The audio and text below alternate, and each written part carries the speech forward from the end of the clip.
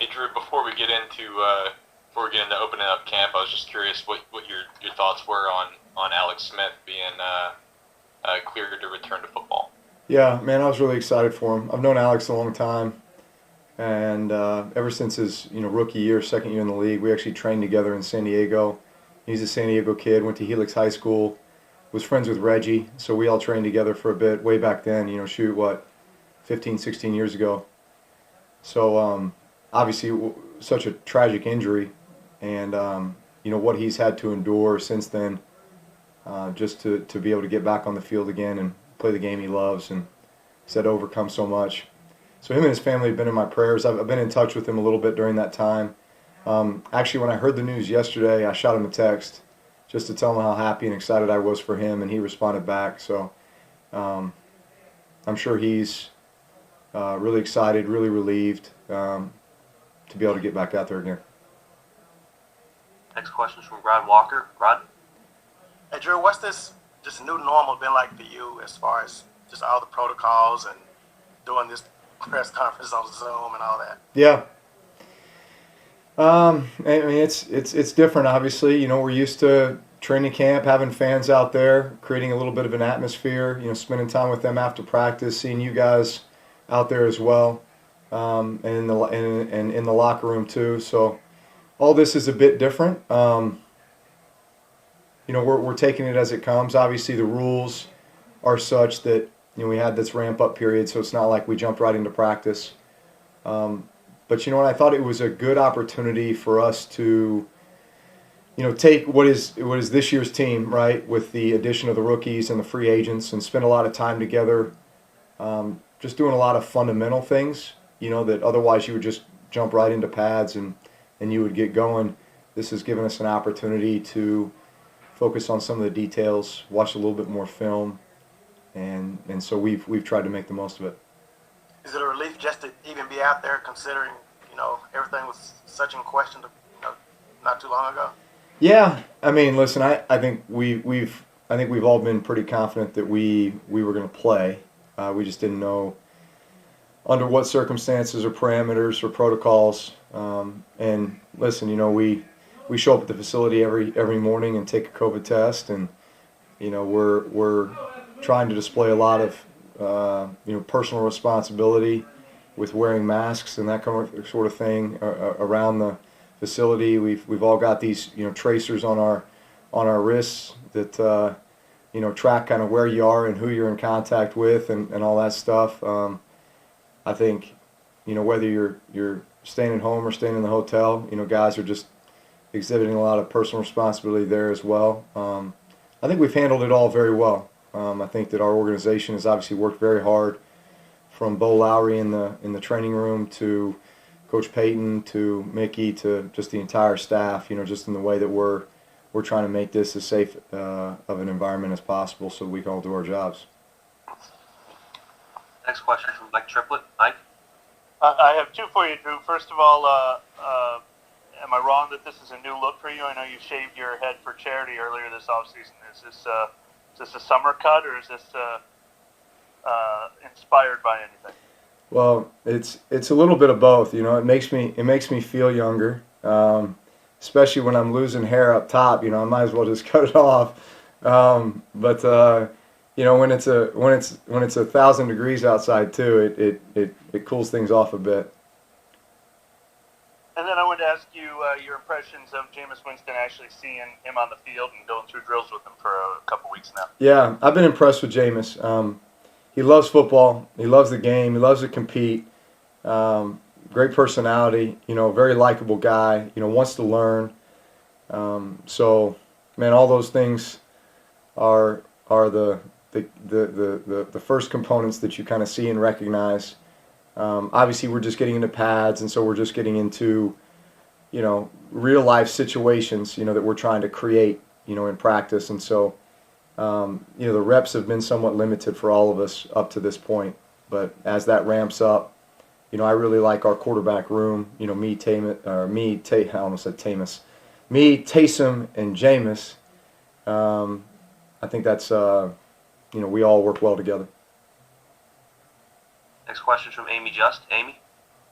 Yeah, you alluded to it there. How did it feel to get out there in pads today and just, throw things around as normal as it can possibly be right now? Yeah, it's different. Obviously today was short. It's this ramp up, so I think it was 90 minutes on the field today, which is pretty brief for a training camp practice.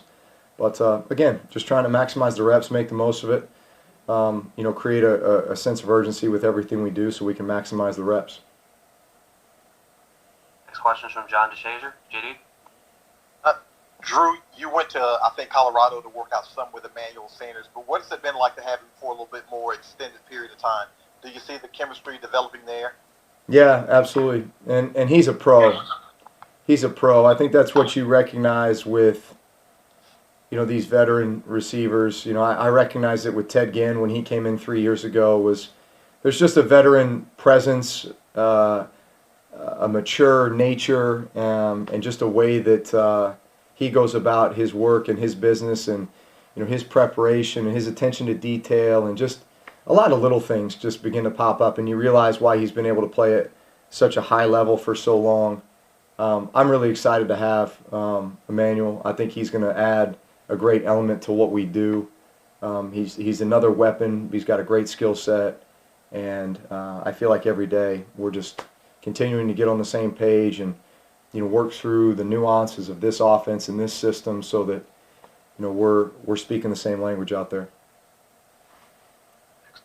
Next question is from Christopher Donald.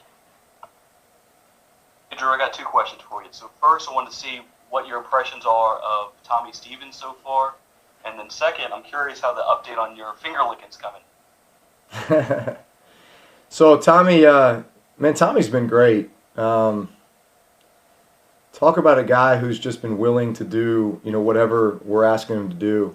And I think the vision for him coming in was, that obviously he was a quarterback, but man, we could put him in this Taysom Hill kind of role, where he's such a big, strong, good athlete, that he could provide this dimension maybe at the tight end position or this F position.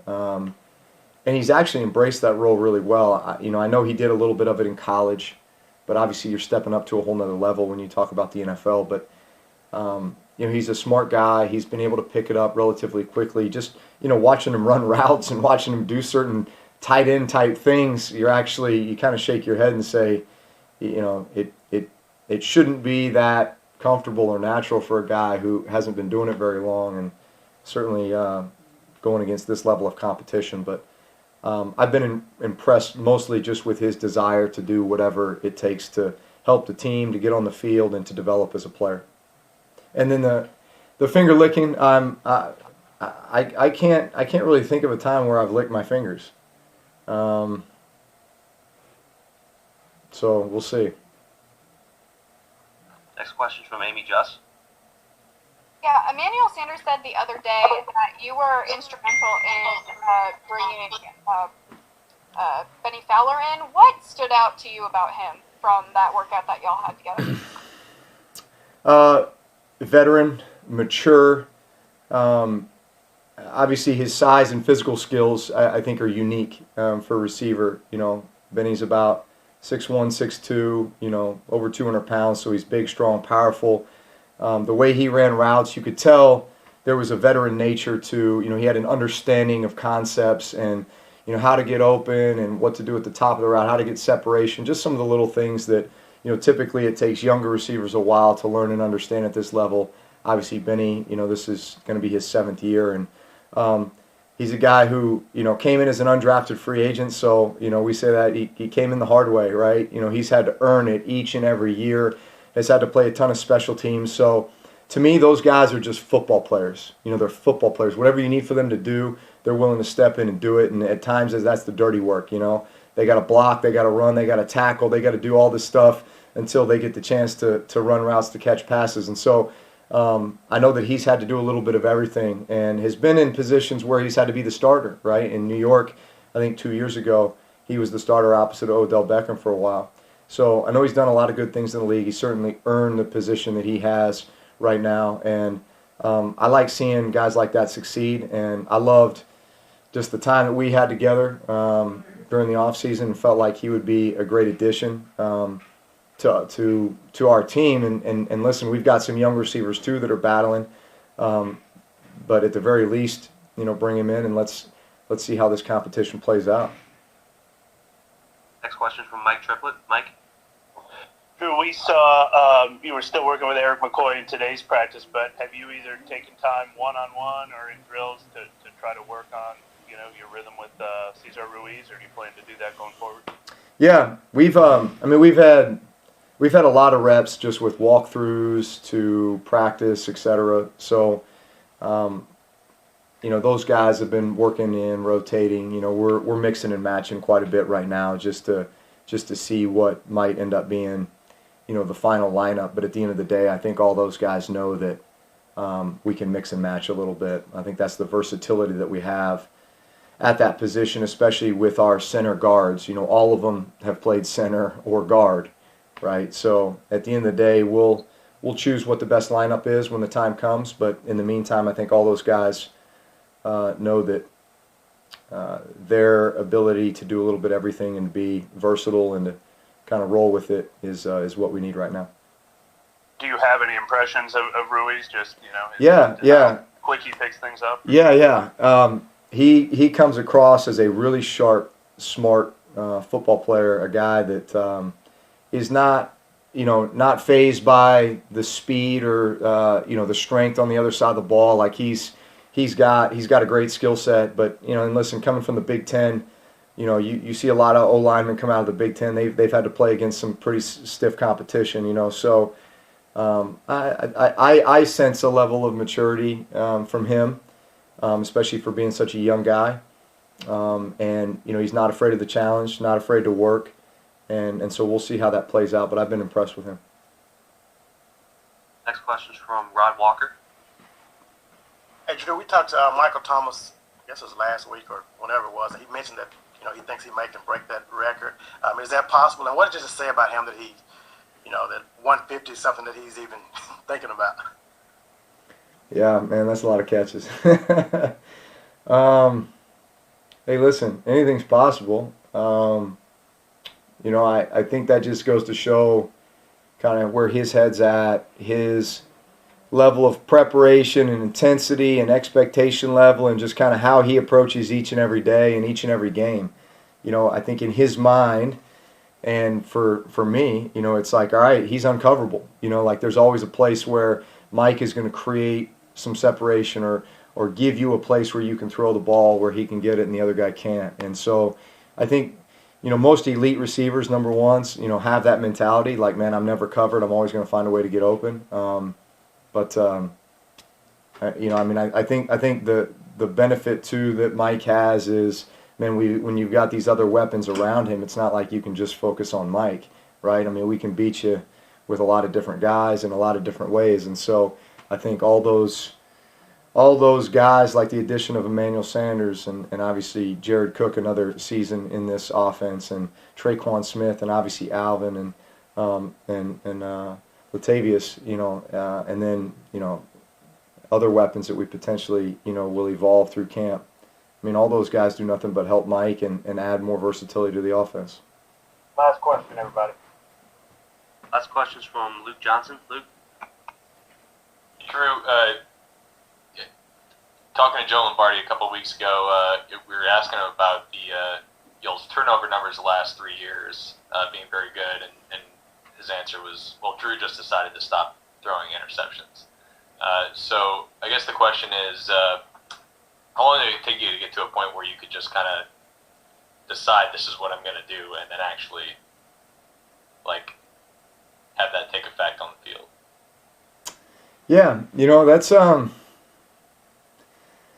that's something that takes a while. I mean, I've even studied guys, over the years, like Aaron Rodgers, like Brady, some of the great players, and just kind of that evolution of being a younger player. Let's just say even in your first 10 years as a starter, you are still growing and maturing so much.